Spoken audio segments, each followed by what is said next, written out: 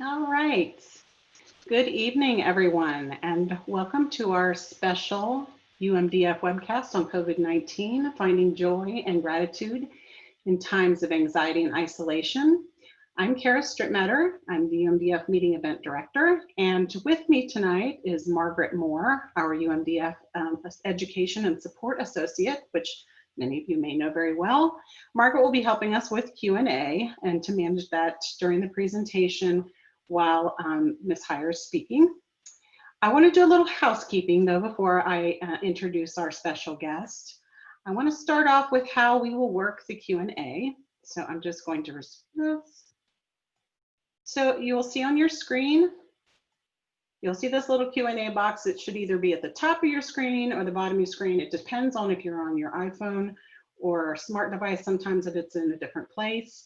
All attendees are automatically muted for the call, so make sure you use that Q&A button in case you have any questions, and you can do that anytime during the webinar. Margaret and I will be looking at those and try to answer your questions even during her presentation if it's something that hasn't to do with the presentation itself. And at the end, we will present those questions to Beth for her to answer. I want to thank Edith Trees Charitable Trust for supporting our education and support activities. And then I want to talk a little bit about UMDF Power Surge. I want you to please join us for this very special virtual event on June 26th and 27th. We may not have been able to do our live meeting like we always did because of COVID, but that's not going to slow us down for learning, sharing, and important information that's happening in our mitochondrial disease community. So please make sure you visit umdf.org/power surge and register now anytime you want. It's open. The clinical trials program is on June 26th, and as it states, it's going to be all about clinical trials. We're going to learn about current and past trials. We're going to hear from the FDA. We're going to hear from some of our industry partners on some of the trials that have already gone past and did not do what they wanted them to do. We'll get the patient perspective, and then we're probably going to hear from at least 10 clinical trial reps about some of the current trials or some trials that are starting right now. So it's really kind of exciting to hear about what's going to be happening in the next 6 months. And then on Saturday, we will have some talks that'll touch on COVID again, but it's information that you can take well beyond COVID-19. So please make sure you register. I will try to post those agendas so you'll see exactly who's speaking. End of this week, early next week, we're still trying to lock in a few speakers, but I want you to please go ahead, visit the site, register. That way you can keep getting updates about the event. I want to give a big shout out to these supporters because these were our supporters for the Mitochondrial Medicine 2020, and they're generously still supporting us and taking us through this time, which has been very difficult for a lot of companies, foundations. So we're really very appreciative of them supporting us. And then we have a wonderful virtual Energy for Life Walkathon coming up June 13th. We had to postpone a lot of our walks, but this date on June 13th, we're going to come together. We're going to do a virtual Energy for Life Walkathon. These 3 city events, since they were not doing theirs, they're going completely virtual. But you can wait until the fall if that's when your walk is. But Tanya and her team will be getting this information out to the public and kind of promoting and letting you know what it's all about. But make sure you visit www.energyforlifewalk.org. And hey, just get out there and walk on June 13th and raise awareness. I think it'll be great.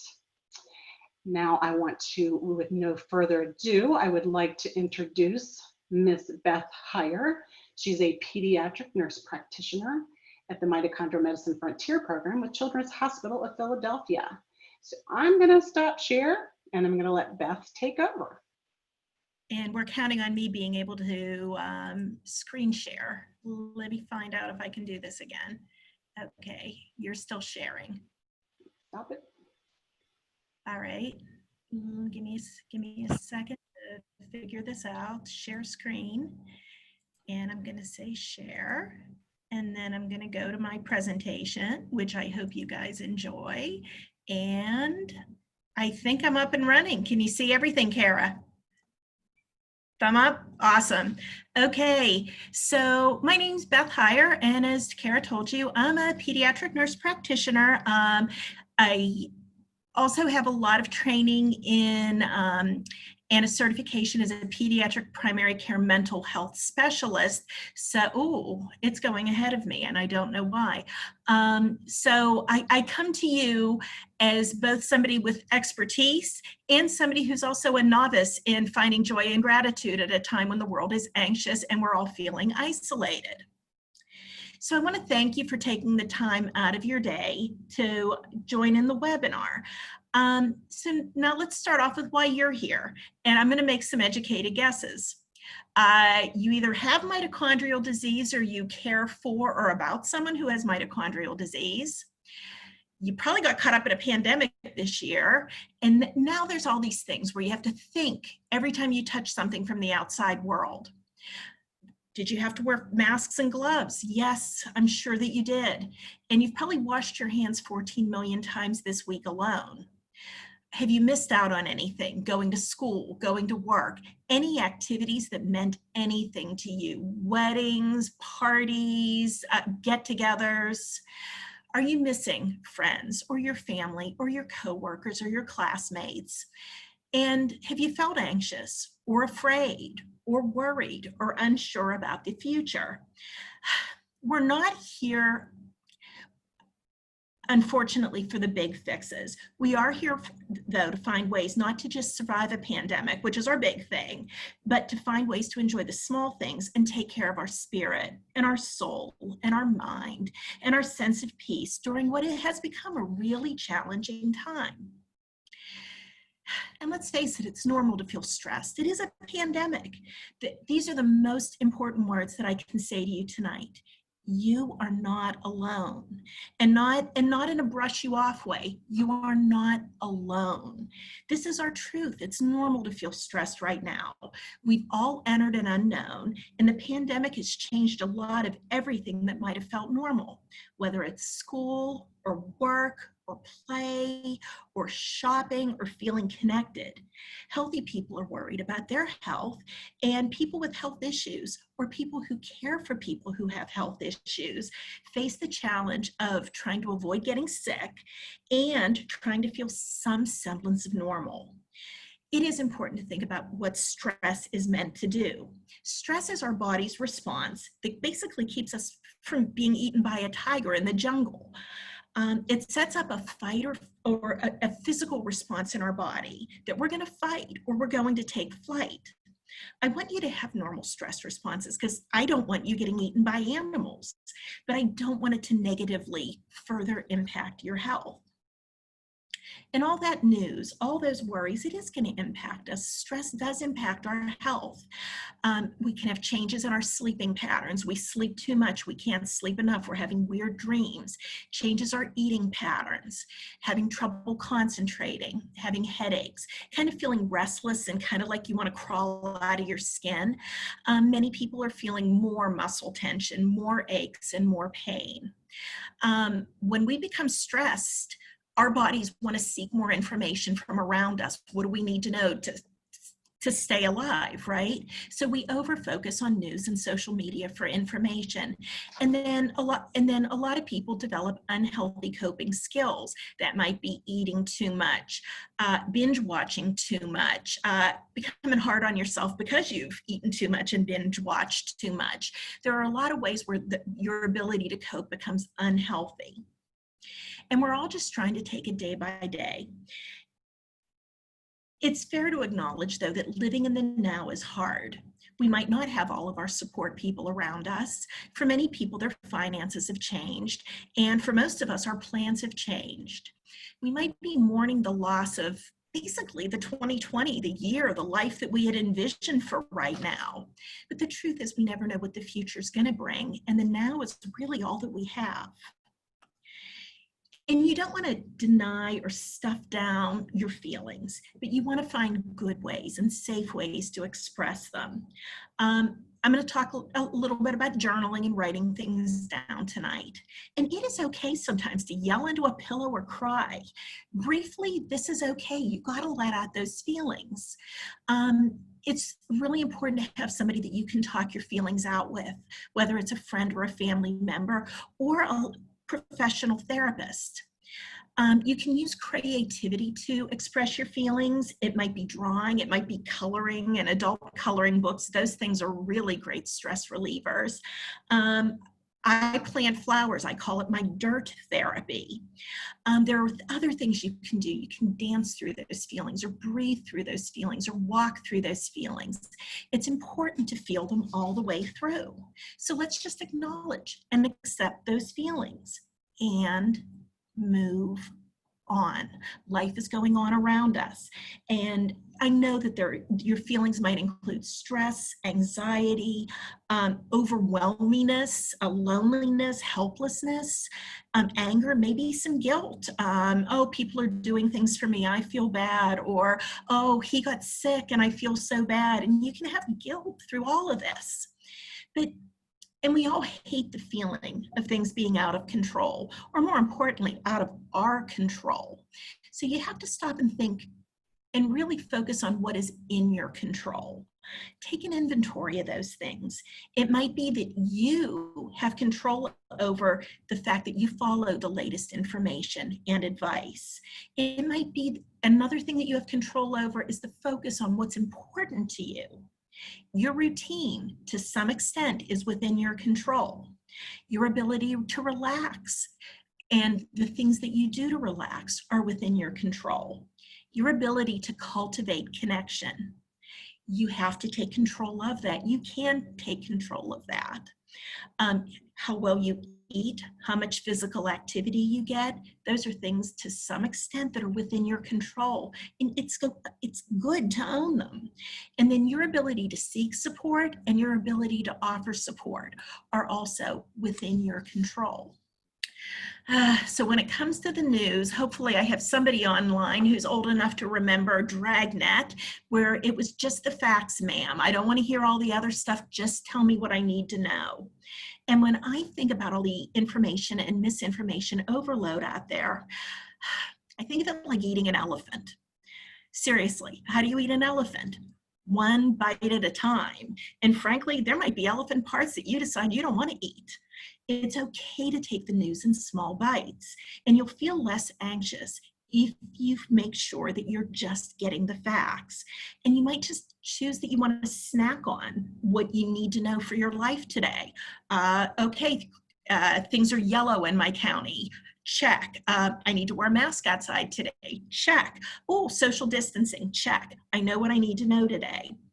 You can get your updated health information from your state health department, your local health department, from the CDC and the World Health Organization. You can get it from your MITO specialist, and even here on the UMDF website and our experts on webinars about COVID. You can get just the facts. Now, if you're a parent, I do have some advice on kind of sharing COVID information with your kids, but this is also good for the rest of you out here. One, you want to be supportive by encouraging questions. You want to help our children and our family members just understand the current situation. And I've already talked about validating feelings. Let everyone around us talk about their feelings and validate them. Reassure kids that they're safe. Reassure yourself that you're safe.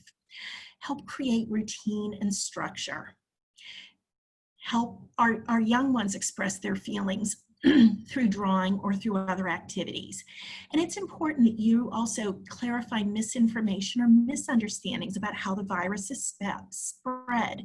And not that every respiratory disease and every cough is COVID-19, and what you're doing to stay safe. You need to provide comfort.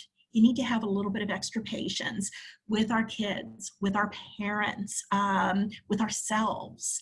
And then you want to check back in on a regular basis or when the situation changes and revalidate and reassure at that point. So let's move on now after I take a drink. I'm sorry. So let's switch gears. Let's start talking about finding joy and expressing our gratitude for who we are and where we are and what we have. So where do we start? And my first thought was, oh man, they're probably thinking, don't tell me about that silver lining. Everyone says there's a silver lining. Do we start by dropping our expectations? Absolutely not. But we can start by changing our expectations and by choosing to live in the moment. And we start by looking for joy. Great way to change our mindset. So when I think about joy, first thing I thought is, okay, define joy for everybody. And I almost went to the dictionary and I thought, you got to be kidding me. The definition of joy truly doesn't come out of the dictionary. We get to define our own joy. Joy can be playing with your children. It can be playing with your pets. It can be taking a walk. It can be just sitting somewhere and raising your face up to the sunshine and just letting it shine on you and feeling the warmth. It can be looking at family pictures. It might be listening to music and moving your body. Joy is what you decide it is today. And I love this quote by Maya Angelou. This is a wonderful day. I've never seen this one before. This is it. It's today. Here on the East Coast, it's 8 o'clock at night. And here you are having gotten through another day. And today was special because you've never had one of these before. And now you're here. And you're listening to some lady who wants you to find your happiness and find joy. And you're here because you want to remember how to be happy when life gets hard. And life has gotten hard. But this is really a pretty cool moment. And right now, I'm here to be your biggest cheerleader and to remind you that you are awesome and that your life is special because it's yours and that you're not alone. We are in this together. Now, we all know that on a good day, having a chronic illness can make you feel like you're living in a bubble. And here we are, we're further isolating. And it makes that bubble feel even more like you're all on your own. So how do we cope? How do we find ways to get through the tough stuff? And one of the things that it's going to come down to is resilience. And I really like this concept. Dr. Kenneth Ginsburg is a pediatrician who's one of my very favorite experts on behavioral health in teens. He just happens to be a doctor at my hospital, Children's Hospital of Philadelphia, and he has literally written the book on helping children and teens to be resilient. And I'd like to share a few of his ideas on being resilient. And let's start with what he calls the 7 crucial C's. I'm going to go back and I know that it's going to forward on me. So the 7 crucial C's. Number 1 is competence, and that's your ability to handle situations effectively. 2 is confidence, your belief in your own abilities. Those 3 magic words, I got this. 3 is connection, and that's having close ties, whether it's to family, friends, others in the community, your church, your caregivers, whoever it might be. 4 is character, and that's using your sense of morals and making wise choices. 5 is contribution, and really, we all have a contribution, making the world a better place because we live in it, but tapping into that feeling. 6 is coping and finding good adaptive coping strategies, and we'll talk more in a second about those. And 7 is control, and again, that's knowing that you have internal control based on your choices and your actions. So I ask you, are you resilient? How can you be more resilient? I think a lot of this is about believing in yourself and believing in what you can control. I wanted to talk about coping. And one slide doesn't do it justice by any stretch. And we're going to talk about some other ways in a moment. But again, what you want to do is just focus on the facts. Sometimes you have to unplug. You take breaks from the news and from social media when you need a break. And really important is that you look for positive news and that you share positive news. One of my little favorite web things right now is John Krasinski from The Office does Some Good News. And it's a little web show that he'll do, and it's fantastic. Just tell me something good. It's important to keep to a routine, and it is important to be productive in whatever way you are productive. And connecting with others can help you feel supported and help you feel heard. Now, I'm going to talk a lot about writing things down. So I think it's important that you make lists of things that you enjoy on your own. It could be reading or meditating or doing a craft or a hobby, whatever it might be, bird watching out your window. Writing down is important because all too often we discount the positives because we think of them for a moment and then they're gone, right? Writing them down validates that they exist. So write things down as we go. I'm coming back to that, I promise. And then another way to cope is taking those little mind vacations. And one of my favorite things through this pandemic has been taking virtual tours. I'm not going on a big vacation this year, or many of us probably not, right? But you can take little mini vacations right at your computer. And I know you're computer savvy because you're watching a webinar, right? So you can Google virtual tours. One of the best tours that I've recently taken is of the Sistine Chapel. I've never been to Rome and I've never been to Vatican City, but man, I've seen every square inch of the Sistine Chapel and it's amazing. You can take a break and you can not think about what's going on in the world and you can just enjoy beauty. Flexibility is another really big one, okay? And it's important because what works one day might not work the next, and that's okay.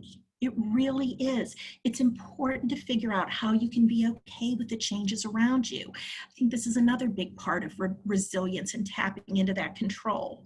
I will not tell you that it's always easy to be flexible, but I will tell you that it's important. Being flexible allows you to appreciate things as they come. It sets you up to experience gratitude, even with the unexpected. Hey, that didn't turn out the way I thought it was gonna, but that was still pretty cool. So when it comes to gratitude, a lot of it's about the little things, right? It's later that you look back and go, wow, that was big, that was awesome. The American Heart Association tells us that practicing gratitude can improve our immune function. And during a pandemic, let's face it, we kind of all need better immune function. So let's kind of look more into this gratitude thing and figure out how we can boost our immune function, right? Winnie the Pooh was rather a wise little bear, wasn't he? So I love this graphic. And in A.A. Milne, it said, Piglet noticed that even though he had a very small heart, it could hold rather a large amount of gratitude. For our friend Piglet, it's about realizing that there are many things in life to be grateful for. And sometimes, like now, when life has to become a little bit simpler in some ways, it's easier to see those little things that mean a lot to us. I mentioned the American Heart Association talking about a better immune function with gratitude. And they use the acronym HEART, H-E-A-R-T, to talk about things, a way of looking at gratitude. And H would be for health.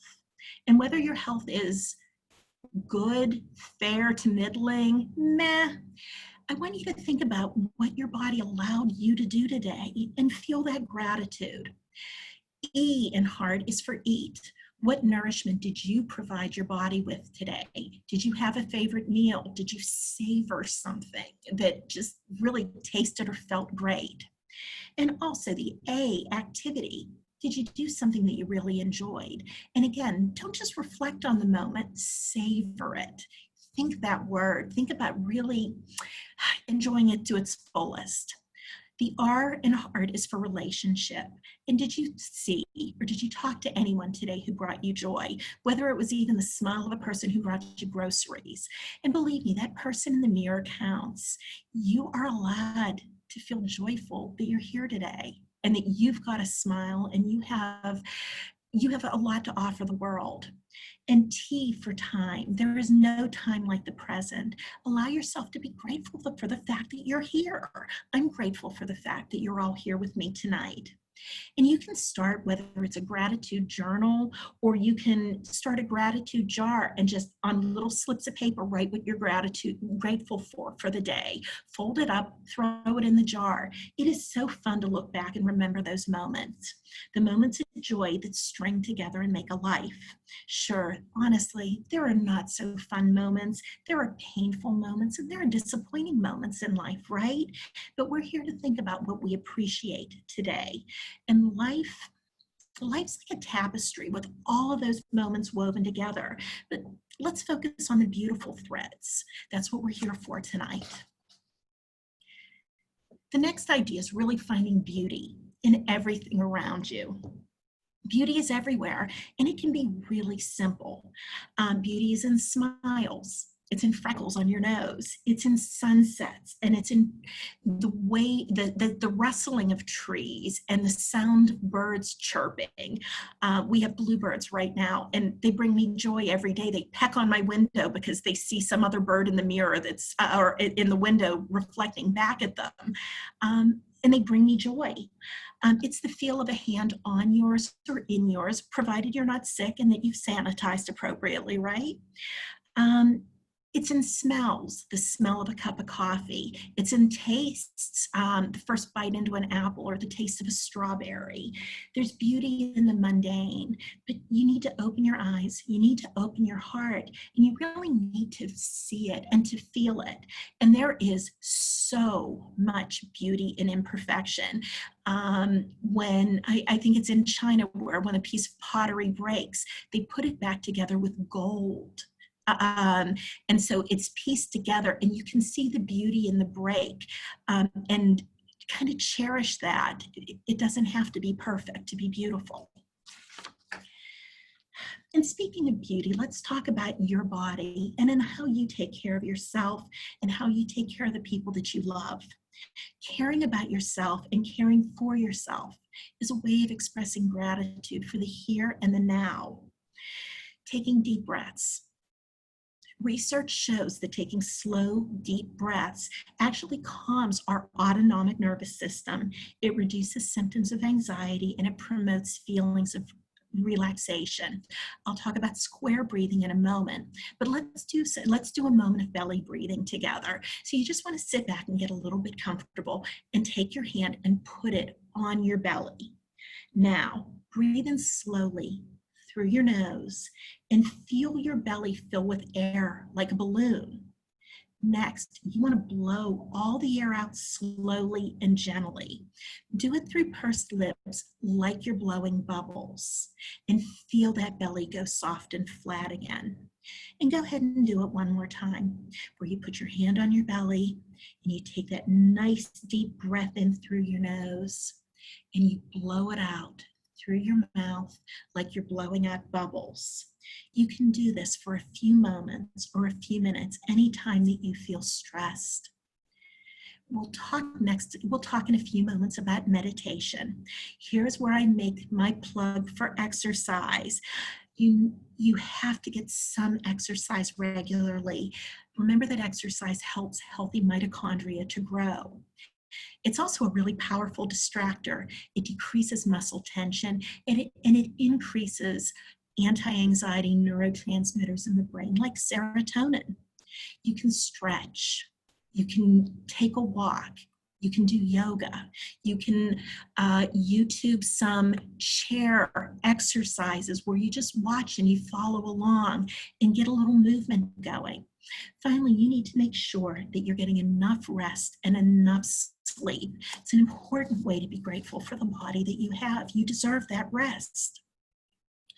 Now, this is square breathing. This is another way to focus on your breathing and basically to relax and to refocus yourself. This is about mindfulness. And you focus on the process and let your other worries slip away for a few moments. So what you'll do is you're going to breathe in on a count of 4. You'll then hold for a count of 4, breathe out for a count of 4, and then hold again for a count of 4. And I'm going to guide us through this once, okay? So, ready? Breathe in, 2, 3, 4. Now hold, 2, 3, 4. Now exhale, 2, 3, 4. Now hold, 2, 3, 4. And go ahead and take that next breath. And if it feels good, you can continue to do that. It's really hard to think about other things when you're breathing this way and counting along. And it's a great way to just kind of ground yourself and refocus. I'd like to talk with you briefly about meditation. And I'll be honest, I never thought that I could meditate, because meditation I thought meant sitting cross-legged on the floor and saying Om over and over and getting a neck ache and a backache while I sat there and having my feet fall asleep. But there are so many wonderful guided meditations that you can find online. And again, I know you know online because you're on a webinar, right? You can go to YouTube and find, for kids, a wonderful one that I really like is called Your Secret Treehouse. The woman who guides you through the meditation and guides the children through the meditation has this lovely English accent, and she's just so charming to listen to. And for adults, there's one that's called Mindful Walk in the Woods. You can Google free online meditations for a lot of options. And I did a number of them while I was preparing this talk for you. With the online videos, make sure that you skip the ads and you find a comfortable place to sit. You can also find free apps for your phone that help with meditation and breathing. You can go to the App Store and look for free meditation. You'll find a few, including one that is called Calm, another one that's called Reach Out, Breathe, another is called Mind Shift, and another is called Stop, Breathe, and Think. They're all free and they're all wonderful. Another really important way of kind of refocusing yourself is thinking positively and thinking of positive possibilities.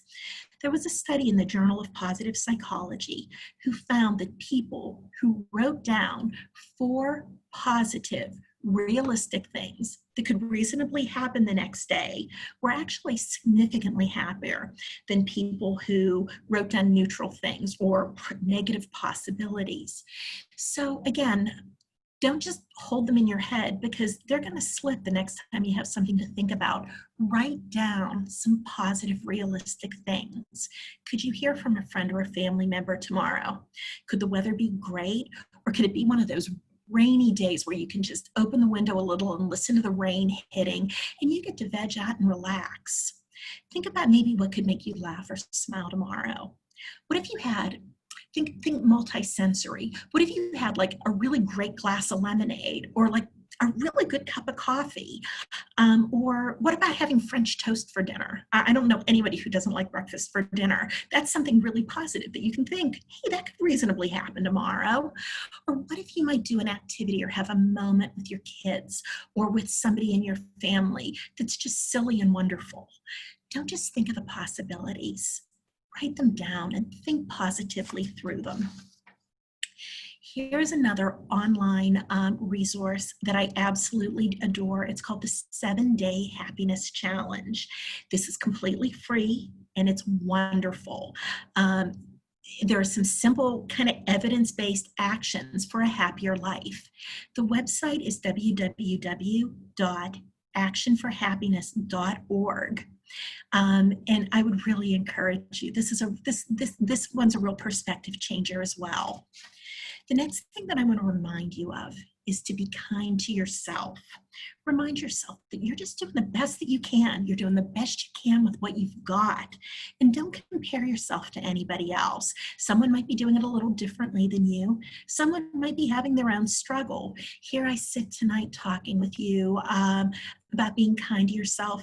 And earlier today, I had a headache and I was kind of crabby, but I was kind to myself. It was a headache and it went away. It was just a moment. And if you don't think that you're doing the best that you can, guess what? You're just listening to your inner critic, and our inner critics can be horrible. We're all so hard on ourselves. Often our inner critic is wrong. So just remember, you're doing the best that you can. So who here is perfect? Raise your hands, please. I messed with you. I can't see any of you. But seriously, none of us is perfect. You need to accept without judgment. Here we're going to stop and stop what you're doing maybe later, not during the webinar, and write down 3 really kind things about yourself. There are so many kind things about you. Just write a few of them down and get back in touch with those. Make sure every day that you celebrate your small wins. They don't all have to be big, but celebrate them, what you accomplished, what made you happy. And then another very important thing is finding positive affirmations. My happy thoughts will become my reality. I can, I will, end of story. Audrey Hepburn, nothing is impossible. The word itself says, I'm possible. When you work on your breathing, inhale the future and exhale the past. Remind yourself that you're amazing and that you're confident and worthy. And remember that tough times don't last, but tough people do. So this was the title of a book a number of years ago that really spoke to me. The Art of Extreme Self-Care. This isn't selfish, this is self-care. And there's a big difference. I can't tell you how many times recently, as we've talked about getting through a pandemic, that I've heard that analogy about putting on the oxygen mask first before you put it on the person next to you in the airplane. So I'm not going to mention that one. I won't mention that one because everyone's sick of that one. But it is harder to help yourself and to help others if you don't give yourself what you need first. And sometimes you need more, and that's okay. You have to decide to be okay with it. You have to give yourself permission to take care of yourself. Sometimes you need to scale back or take a break or just ask for help. Strong people ask for help. Don't be afraid to say no. If you're taking too much on, say no. And don't be afraid to say yes. Sometimes that opens us up to help from others and wonderful possibilities, and it can help us feel connected. So the next thing I do want to make sure is that you're connecting with others. And I want to thank you for connecting with me today, because remember, right this moment, I'm your biggest cheerleader, and we're in this together, right? So look around you. Who cares for you? Who loves you? I grew up on Mr. Rogers, and Mr. Rogers always said, look for the helpers. Who are your helpers? And whose helper are you? When you think about connecting, who can you call? Who can you Skype? Who can you FaceTime? Who can you send a virtual hug to today? Who can you send a message to on Facebook? To whom can you mail a card or a note? I received just the loveliest note from a friend about 2 weeks back. She got sick of the quick messages online, and she decided to write me a really heartfelt note. And we've known each other for 30 years, and it was awesome. That note is an absolute keeper. Other ways to feel connected, video chats. Did you know you can do a Netflix watch party? You can actually go on and watch with family members who are elsewhere watching at the same time. You can play words with friends. You can set aside time to play a game online with a friend or a family member.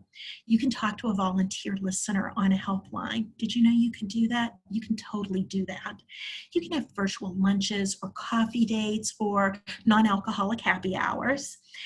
Is there a way to volunteer in your church or in your community from home?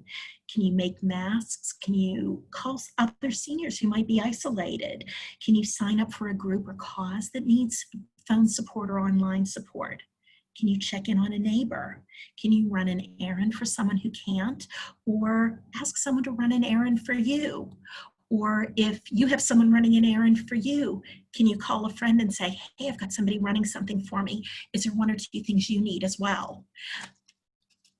And now, pets, one of my favorites.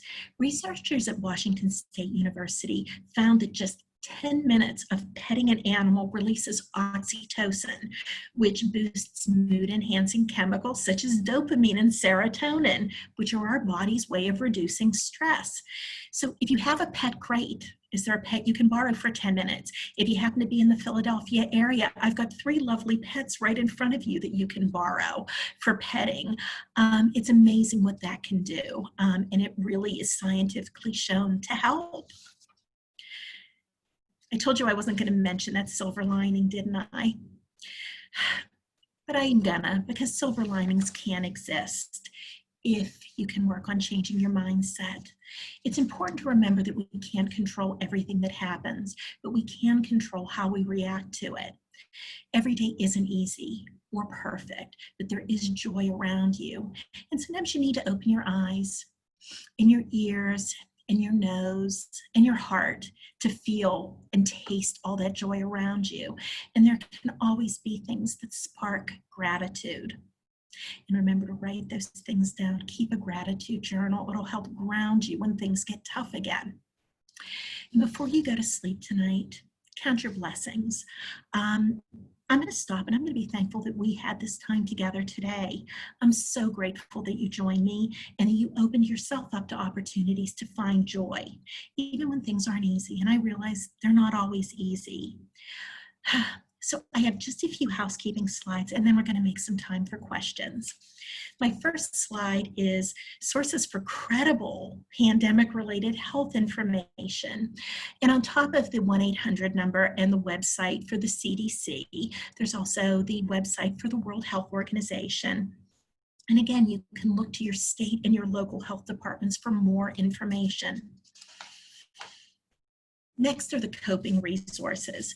So if you need a trained counselor to work through stress or anxiety or feeling depressed because you really feel so isolated, you can speak to trained counselors. SAMHSA, S-A-M-H-S-A, is the Substance Abuse and Mental Health Service Organization. It's a department among the Department of Health and Human Services, and they have a distress helpline. It is at 1-800-985-5990, or you can text the word "talk with us" at 66746. When I have people looking for behavioral counselors, especially since I don't know where you're all from, I'm going to recommend that you try the www.psychologytoday.com website. You can click on Find a Counselor and you can enter your zip code and they will find you people in your area. You can look at some of the different professionals and what they specialize in and where they are, and call and see if they're doing virtual medicine appointments now. Next, you can contact your physician or your health insurance company if they have a consultation to ask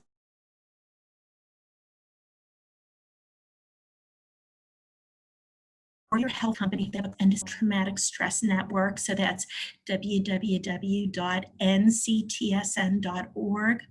The American Academy of Pediatrics sponsors the www.healthychildren.org website. And then the CDC at www.cdc.gov. When you click on corona virus information, there's a lot of great information for kids and frequently asked questions. So as we finish up tonight, I want you to remember to focus on the good because it's there. If you can get outside, get outside. Make sure that you're doing things that you love. Remember that every day is a fresh start.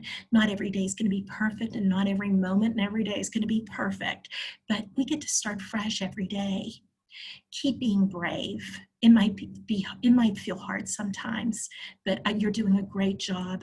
And finally, love who you are now. Today is all we have. Again, I'm grateful to all of you for sharing with me tonight. So thank you. Thank you, Beth. That was wonderful. I really, really enjoyed that. And I felt myself breathing right along with you and during some of those things, because I think, yes, we're all connected in that way and feeling the same way. So deeply appreciate those tips. I was actually perusing some of those websites and stuff as you were talking, so they were wonderful. I want to go ahead and Margaret, do you want to start asking some of the questions that were pre-submitted? Sure, I will get started with the first question. My daughter has increased depression, as many young adults do. Are there any antidepressants that a mitochondrial disease patient should avoid? Are there any that have good outcomes for people with mito?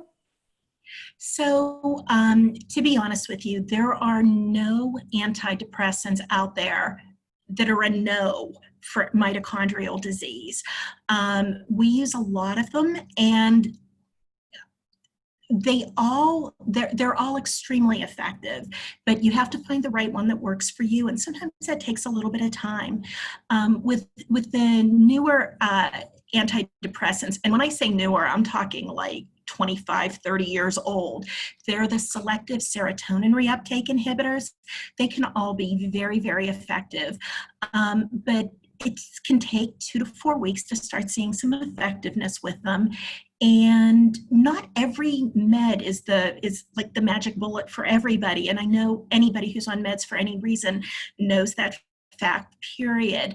But it is a matter of talking with your primary care doctor or your mental health specialist. You can certainly run things by your mito docs, but these are things that can be handled beautifully also in primary care.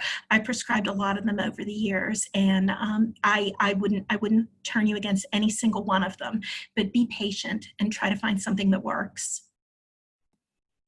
Thank you, Beth. Next question. When a patient with mitochondrial disease is feeling sad in isolation without seeing friends, what can you say to them that helps support them through that isolation and not being able to see their friends? I think one of the things that we say is find other ways to remain connected. And it might be texts, it might be games on, like games that you can play on the phone. And I mentioned Word with Friends because I used to play that one with my mother-in-law who lives several counties away from me. And it was a really fun way to connect with her. I think it's very, very important that you find positives in every day.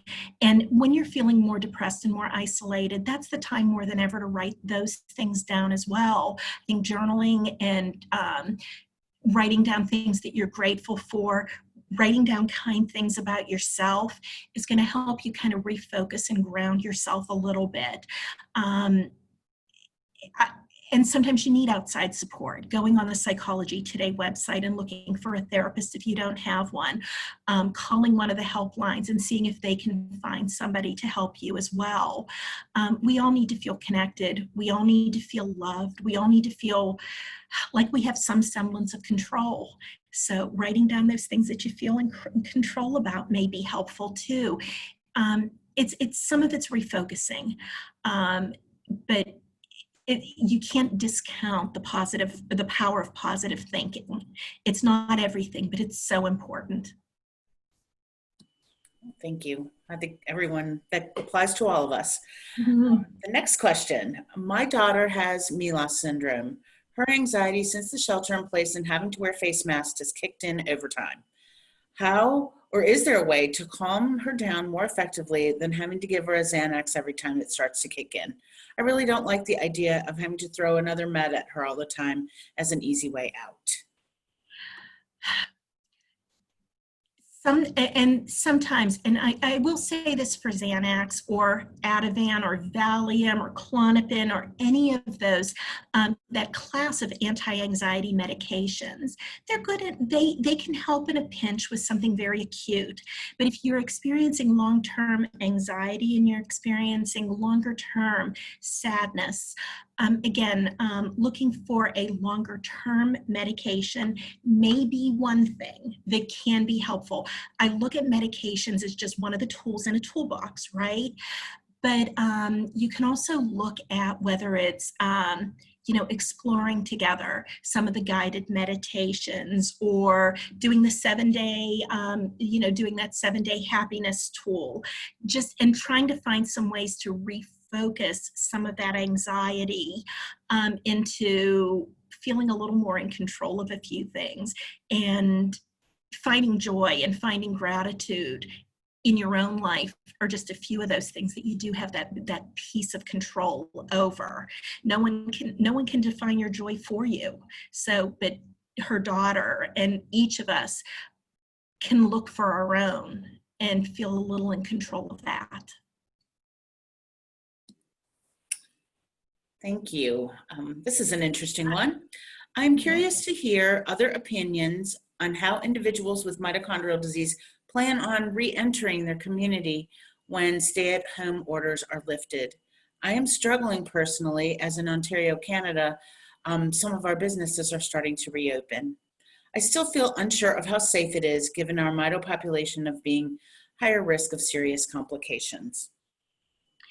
this is something we're actually talking about in our telemedicine visits every day with families. This is the big unknown, and I feel how scary that must feel. The idea that the world's gonna open up and we're gonna at some point start reacclimating into it. We as your healthcare providers are concerned first and foremost for your safety. We would like to see people re-enter slowly, safely, wearing masks, washing their hands, not touching their noses and their mouths, practicing all of the precautions for as long as it takes. Sooner or later, it may be walking into a grocery store, wearing that mask, carrying your sanitizing wipe with you. But we're all I think that this is something that we're all going to struggle a little bit with. I've been doing telemedicine from home for 2.5 months now. And the idea of getting on a train and going into the city and walking through the hospital, I'll admit that I feel a little anxious too, but I'm going to focus on what I can control. I can control that I'm wearing a mask. I can control that I'm keeping my hands clean. I can control that I'm staying 6 feet away from others and I'm not shaking hands and high-fiving and doing those things that I love to do when I see a family in clinic. I'm focusing on the things that I have control over, and then I'm letting go of some of that other stuff, because we have to start living our lives again. We're not there yet, but when it starts happening, know what's in your control and do those things. Next question is a little bit related. It's related somehow, but I think it's something that I personally am hearing from a lot of our families. What is the best way to accept that isolation will be our safest option for a very long time? It's hard to see people re-entering society and knowing that we cannot. It's very easy to become depressed and feel like we are missing out on everything. And I want to, that in that question is a very common way of thinking. Kind of, it's all or nothing. Either I'm in it all or I'm missing out on everything. And those are truly negative thought patterns that can drag you down. And one of the tenets of cognitive behavioral therapy is really challenging negative thought patterns to some extent.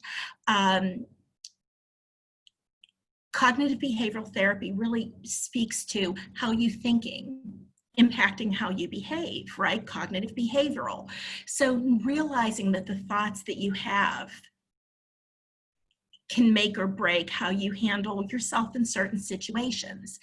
A different way of reframing that would be, right now, I'm staying away from crowds because when I get out there, I want to know that I'm going to stay safe.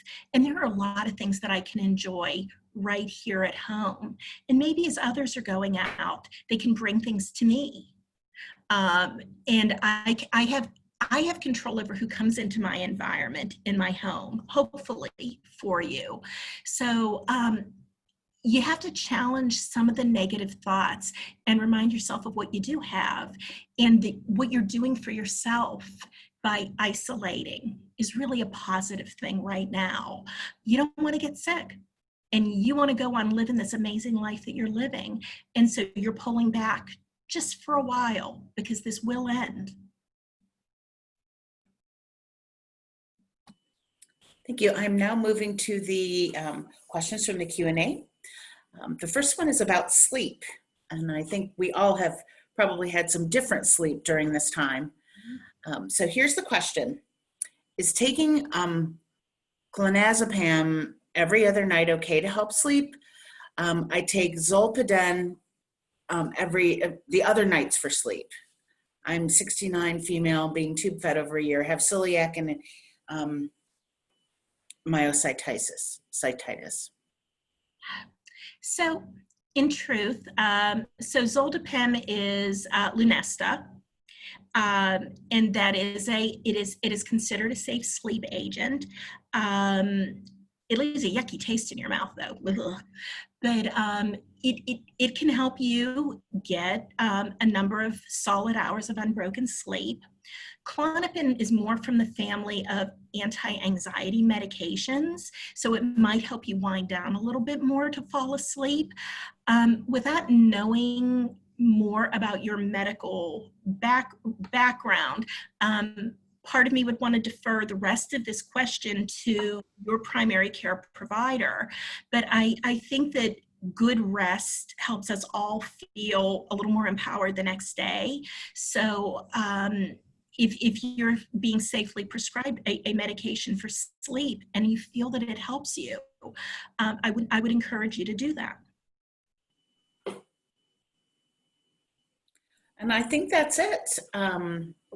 Okay. Have you received any other questions in any other format, Kara?